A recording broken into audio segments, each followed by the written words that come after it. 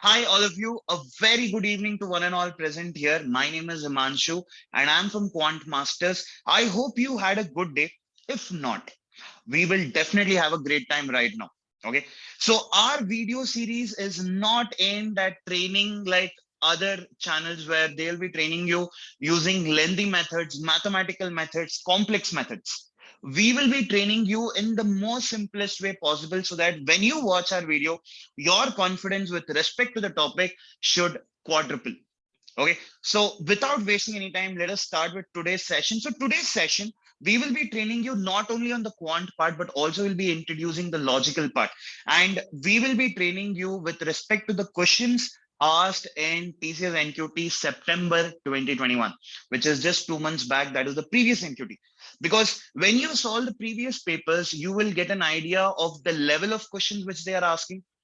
You will also get an idea about on which topic should I focus more, on which topics will they ask more questions, and which topics can I avoid with respect to TCS NQT. Okay, so let's begin the class. Question number one. The average of 13 consecutive natural numbers is x. If the seventh number is 22, find x. If you ask me, we can solve this sum as soon as we finish reading the question. Okay, while others they do using mathematical way, like let the first number be x, second number x plus 1, third number x plus 2. Okay, how can we do it within 2 seconds this way? Now see, average of 13 consecutive numbers is x. Now before I get into this sum, let me explain you the entire concept, the entire circumference, okay, so that you get a hold of all the types of questions which they ask you this. So let me take an example, sir. Let me say I'll take three consecutive numbers, 1, 2, and 3. Now, how do we find the average? Sir, average is nothing but we add all the terms and then divide by 3, sir. So 1 plus 2 is 3, 3 plus 3 is 6, 6 by 3, no, sir, is nothing but 2. So the average of 1, 2, and 3 is nothing but 2. Quite simple. Okay. But I want you to observe one thing here. People, can I say the difference between terms is constant? Yes or no? Sir, when difference between terms is constant, the middle term is the average. So this is the technique we use. Okay. So whenever difference between terms is constant, no, sir, the middle term will always be my average. Let me take an example. Let me say I have a series like 100, 200, 300, dot till 900. How do we solve this without touching the pen? Sir, can I say the difference between terms is constant? Yes, sir. When difference between terms constant, no, sir, middle term is average. So between 100 and 900, which is the middle term? 500. Sir, before 500, we have four terms. And after 500, we have four terms, which means 500 is the middle term. And that is only my average. Let me take another example, okay? Let me say 45, 50, 55, dot till 255. Now you might be telling, sir, here difference between terms is constant, which means the middle term is the average. But the problem here is there are so many terms. How do we find the middle term? Am I right? So one more way of finding the middle term is this way, sir. When difference between terms is constant, no, sir. How to find middle term? Just take the first term and the last term, add and then divide by 2. Okay. For example, let me come to this sum.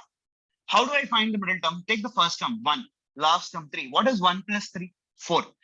What is 4 by 2? Sir, 4 by 2 is nothing but 2. Same way over here, sir. First term is 100, last term is 900. 100 plus 900 is 1000. 1000 by 2 is 500. This is how we find the middle term. Same way over here.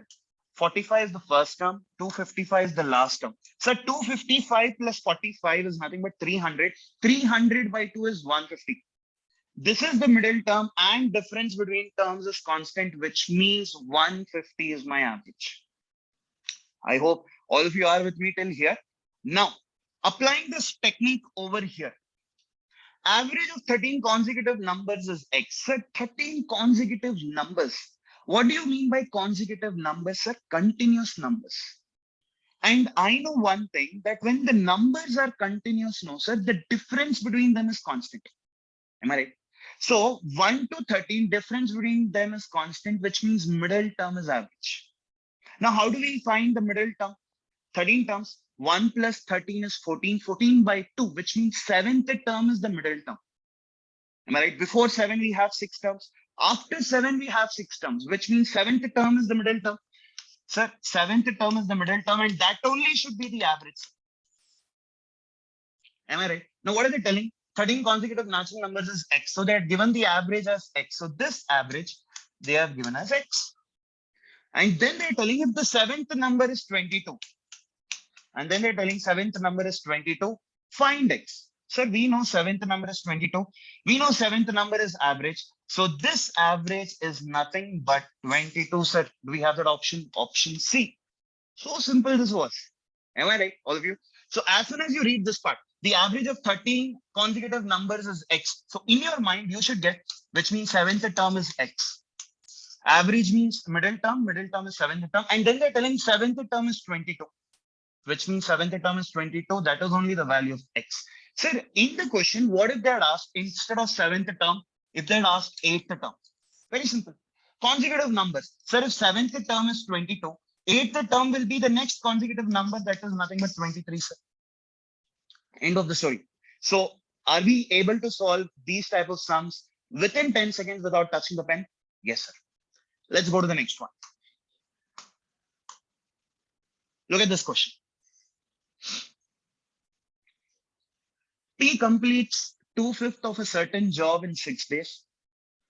Q completes 1/4 of the same job in 5 days, and R can complete 2/3 of the same job in 12 days. All of them work together for 3 days and R quits. How long will it take for P and Q to complete the remaining work? Sir, in time and work, no, the problem is questions are so lengthy that we end up wasting 30 to 40 seconds only reading the question. Am I right? So whenever it comes to time and work, no sir, I tell my students, do not read the entire question, go step by step. Okay, in the first step, what are they telling? P completes 2/5 of the work in 6 days. Now I have P here. He completes 2/5 of the work in how many days, sir? 6 days. Now, 99% people do this way. They'll write it, okay, P is completing 2/5 of the work in 6 days, which means one whole work they'll complete, and what's it? Just cross multiply. So this will be 6 into 5 by 2. And all this drama they'll be doing. And I'm sure even you would have done the same till now. Am I right? Sir, I want to do this without touching the pen. For that, let me explain you a concept. I say I complete 3/4 of the work in 9 days.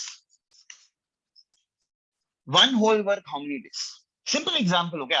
Many of you might directly tell the answer, but let me explain you the concept here. Sir, I'm doing 3/4 of the work means I'm doing 3 units out of 4 units. Sir, to do 3 units, I'm taking how many days? 9 days. And I should do how many more units to complete the work? I have to do 1 more unit to complete the work. Now, 3 units, if I'm taking 9 days, sir, to do 1 more unit, I will take 3 more days. I repeat, 3 units, if I'm taking 9 days, to do 1 more unit, I will take, if 3 units is 9, which means 1 unit is 3, which means 4 units I complete in 12 days. Let me take another example. Sir, I am completing 3/4 of the work in 33 days. Sir, 3 units, 33 days means to do 1 more unit. No, sir, I'll take 11 more days. So answer is nothing but 44. You don't have to do any drama. You can do this without even touching the pen. Now you give a try.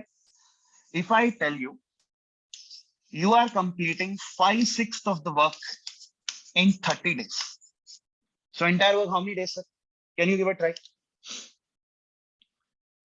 5 units, 30 days. No, sir. 1 more unit, I will take 6 more days, sir. So we will complete the work in 36 days.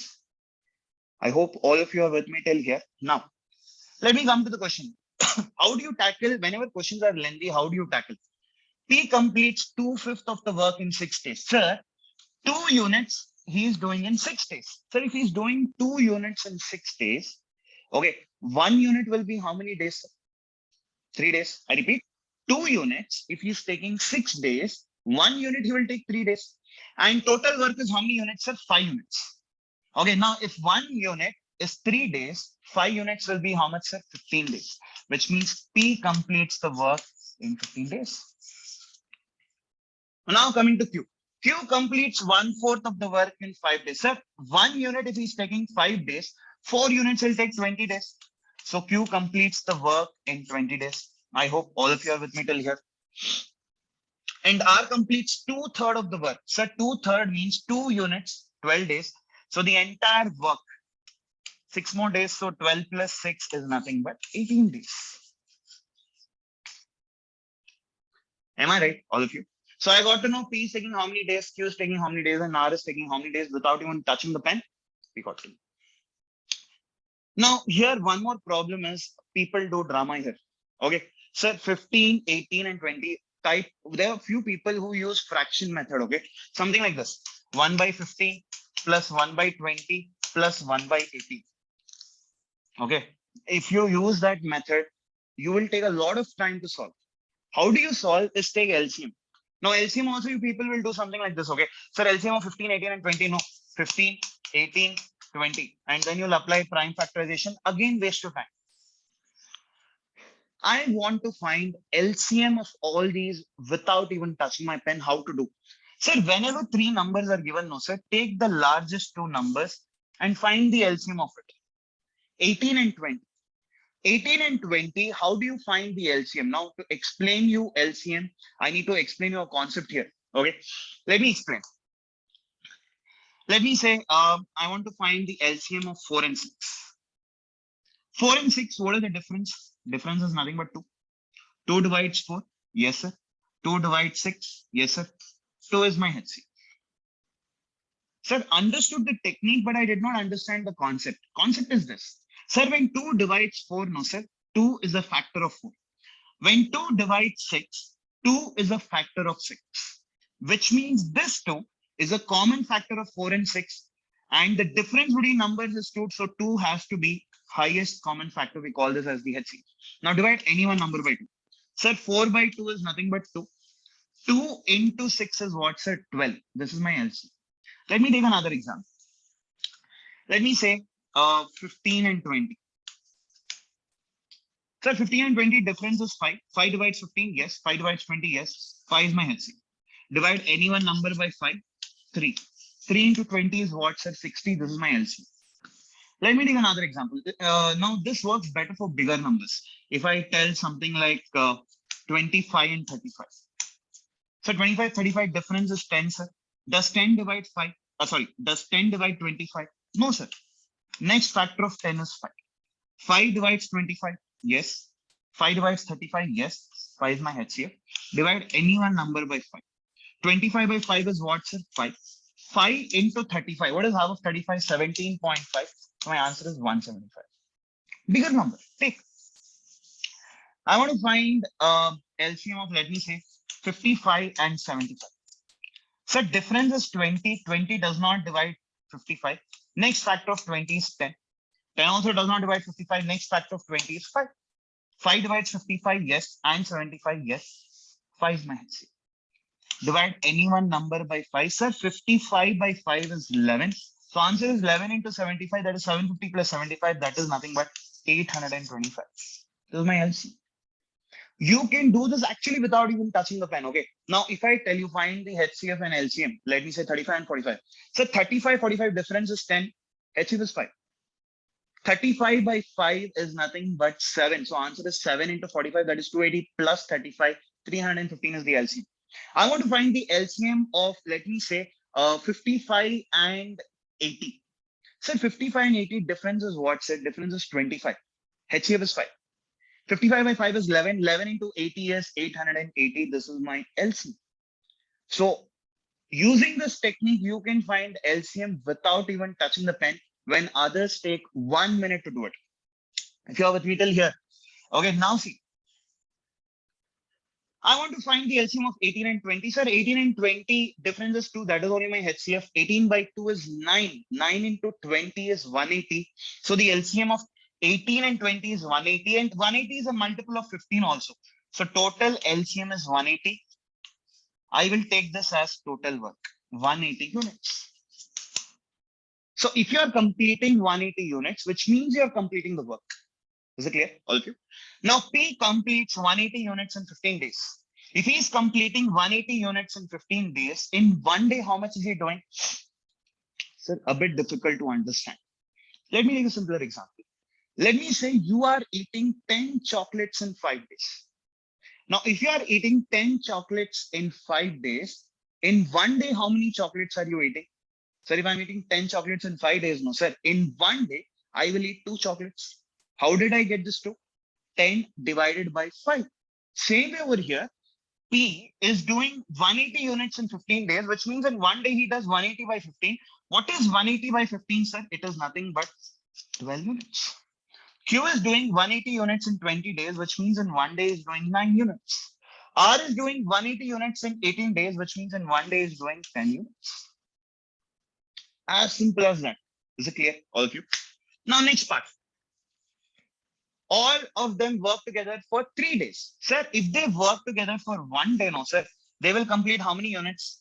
12 plus 9 is 21, 21 plus 10 is 31. So in one day, if they complete 31 units, no, sir, in 3 days, they will complete 93 units. I hope you're with me till here. And then R quits. Now R is leaving. So 90 out of 180, they've already completed 93. So remaining is what, sir? Remaining is 87. Now what are they telling? How long will it take for P and Q to complete the remaining work? Remaining work is what, sir? Out of 180, 93 is already done. Remaining work is 87. Now this 87 is done by whom? R is leaving, which means this is done by P and Q. And P and Q in one day do how much? 21 units. Sir, in one day, if they do 21 units, to do 87 units, how many days will they take? 21 fours are 84. Remainder is nothing but 3 by 21. So 3 by 21 can be simplified as 1 by 7. So answer is 4 1 by 7. Do we have this option? Option C. See, again, I tell you, time and work takes a lot of time. So if you solve this sum using the regular method, you need minimum 2.5 to 3 minutes. Okay. But if you use these techniques and finding LCM without touching the pen, you can do it within 1 minute in this method. Okay. So in this question, what have we learned? How to solve time and work problems using LCM method and how to find LCM without even touching the pen within 5 seconds. Clear? Let's go to the next one. Look at the sum, people. Amounts at the end of 2 years and 3 years are rupees 1,170 and 1,305. So amount at the end of 2 years, they're telling is nothing but 1,170. And at the end of 3 years is 1,305. On a certain sum. Sum is nothing but principal at a certain rate of interest. Rate of simple interest. Find the rate of interest. Now, what do we mean by this amount? Let me just brush up a basics part. I go to the bank. I deposit 10,000 rupees in the bank. Okay. After 2 years, when I visit the bank, in my account, will I still have 10,000 rupees? No, sir. After 2 years, when I go, no, sir, that 10,000 would have become 10,500. So whatever 500 I got extra is the interest which the bank is giving me. And the total money which I have right now, that is 10,500. This is called my amount. So amount is nothing but, sir, whatever money I invested and whatever interest I got, that is the total amount. So if I tell you amount, in your mind, you should get to know amount is 2 factors. Factor number 1 of amount is nothing but what's it? Principal. And factor number 2 is what's it? Interest. Now, I go to the bank. Okay, now in the bank, always remember whenever you're calculating with respect to simple interest, your principal will always be fixed. For example, bank is giving you 10% per annum interest. Okay, and they tell we are providing interest at simple interest. Simple interest you're getting. You deposit 10,000 rupees in the bank. Bank tells you 10% per annum. What is 10% of 10,000? 1,000. So at the end of 1 year, you'll have how much in your bank? Sir, you'll have 11,000. Now you tell the bank, I'll continue for one more year. Now in the next year, again, you'll get 10% of 10,000. That is nothing but again 1,000 extra, which means now you'll get 12,000. In simple interest, one thing to be noted is, sir, principal will always be constant. Sir, when principal is constant, 10% of principal will also be constant. That is nothing but simple interest will also be constant. So these are the two things you should know with respect to simple interest. Number one, principal will always be constant. And number two, rate of interest depends on principal. So 10% or rate percent of a constant value will always be constant. Clear? Now, if you are with me till here, now see how fast we can solve this. Okay, we are not using any formulas here. In fact, I can do this without touching the pen, but let's see how to solve this step by step. Amount at the end of 2 years is 1,170. Amount at the end of 3 years is 1,305. So at the end of 2 years, I had this much. At the end of 3 years, I had a bit more. So whatever more I'm getting, that is nothing but the interest I'm getting from the bank. So 2 years to 3 years, which means interest in 1 year I'm getting is how much, sir? It is nothing but the difference over here. So 30 plus 105 is nothing but 135. So this is the interest I'm getting for 1 year.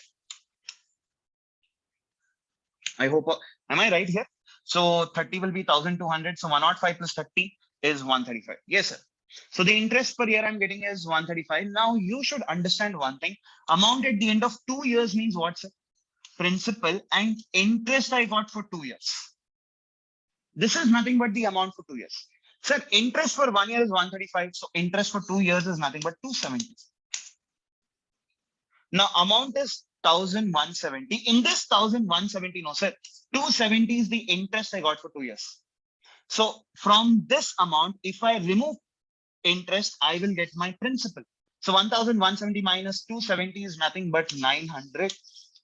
Sir, this 900 is the money which I invested, or this is my principal. And the interest I'm getting is 135. Now they're asking, what is the rate of interest? Sir, 1% is 9. Now 135 is what percent? Sir, 9 ones are 9, 45 fives are, which means rate of interest is 15%. Do we have that option?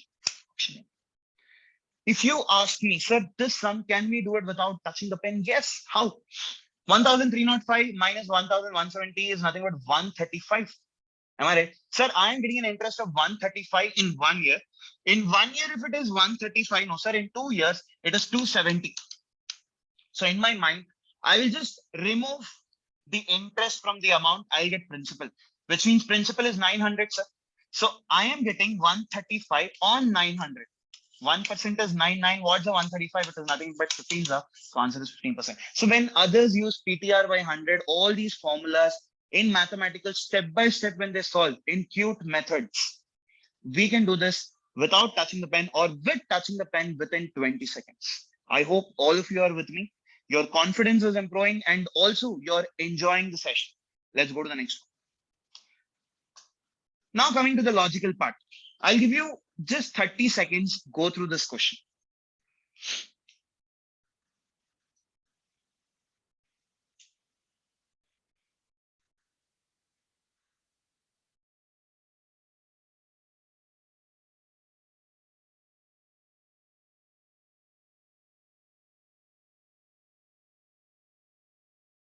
Yes, hardworking people, hold on. Now, when you saw this question, what did you do? Sir, I went through this line, this line, this line, this line. Then I went through this. Very good. Amazingly well, you have wasted your time. What are they asking the question? Maternal uncle. Okay. Which of the following expressions show that R is the maternal uncle of T? R is the maternal uncle. Now, sir, maternal uncle means what? Maternal means what? Mother's side. Maternal uncle means mother's brother, which means mama. Am I right? So I should have mother and then I should have brother. Now, mother relation is what, sir? Where is mother here? Mother is here, which means hash. And before hash, now this is mother relation. Now mother's brother. So brother relation is what, sir? And, which means I should have this combination in the option. Just look at the option. R and T. R and T. Do we have ampersand and hash? No, sir. Do we have ampersand and hash? No, sir. Ampersand and hash. No, sir. Ampersand and hash is option 4. So either you struggle and take 1.5 to 2 minutes, or without even touching the pen, if you get this combination, you will get the answer. I hope all of you are with me till here. So if you're clear with this, let me see if you can solve the sum.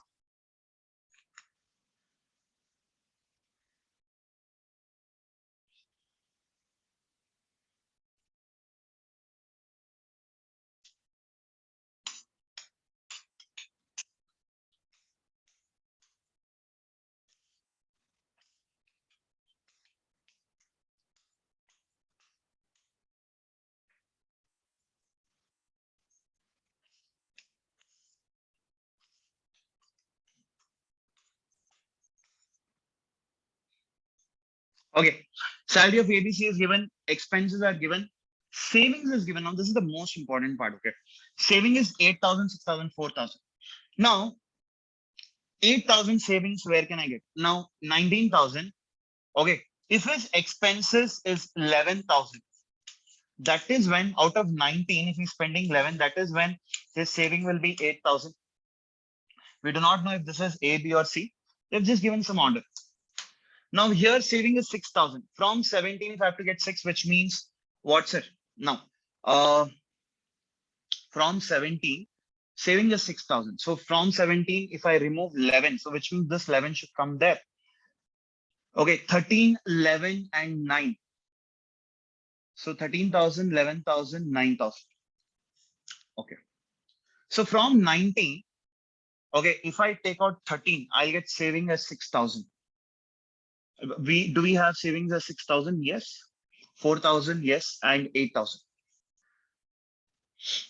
Okay. So here we can have any saving.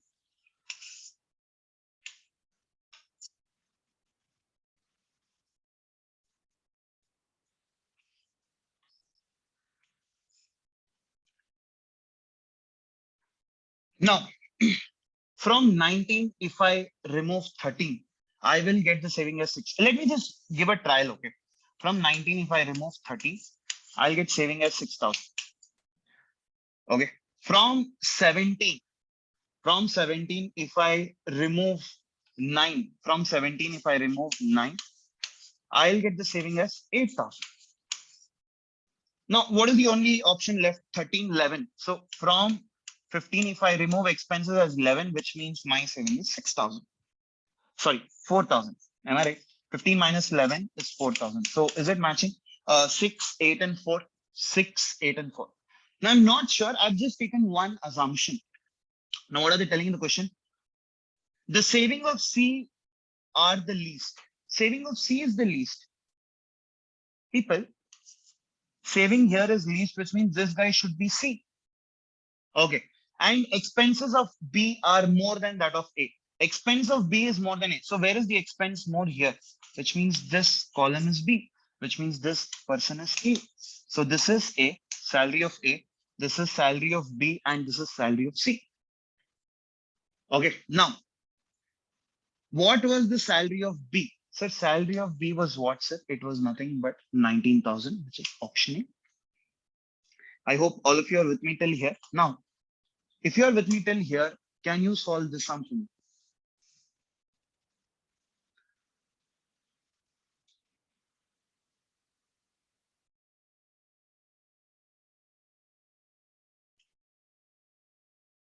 PQ, RST, Q is the second tallest, and S. Don't read all this, okay? What are they asking? Who among them is in the middle when they stand in order? So what you have to do is, if I was in your place, how many people are there? 1, 2, 3, 4, 5. 5 people. So just write 1, 2, 3, 4, 5. So we written the order. Now they're telling Q is the second tallest. So Q comes over here. And S is immediately taller than the shortest. Shortest comes here. So S is immediately taller means S comes over here. Okay, sir. R is neither the tallest nor the shortest, which means R comes over here. What are the questions? No, you don't waste your time, okay? Who among them is in the middle? Among them in the middle is nothing but R. Do we have this option? Option 1. That's all. Now, if you're with me till here, okay. So I hope concepts are clear. All of you have understood. And I'm sure that you would have enjoyed and your confidence would have improved. We will try to bring in more and more videos and try to help all the students who are watching our channel. Okay. So with this, do prepare well. Okay. And hope to see you very soon, either today or tomorrow. Till then, take care of yourselves. Thank you very much.